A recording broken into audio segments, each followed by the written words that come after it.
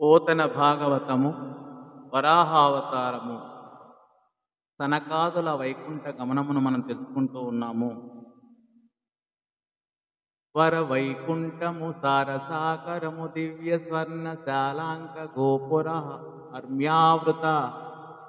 అర్మ్యావృతమైన తద్భవనమంభోజంబు తద్మందిరాంతర విభ్రాజిత భోగి కర్ణిక తదుద్భోగ పర్యంక మందిర వందన్ వసయించు మాధవుడు తానే పారు భృంగాకృతిన్. శ్రేష్టమైన వైకుంఠమే ఒక సరోవరం.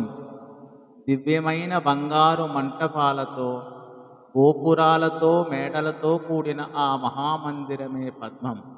ఆ మందిరం మధ్య భాగాన ప్రకాశించే ఆదిశేషుడే తామరదుద్దు, శేషతల్పంపై శయనించే మాధవుడే తుమ్మె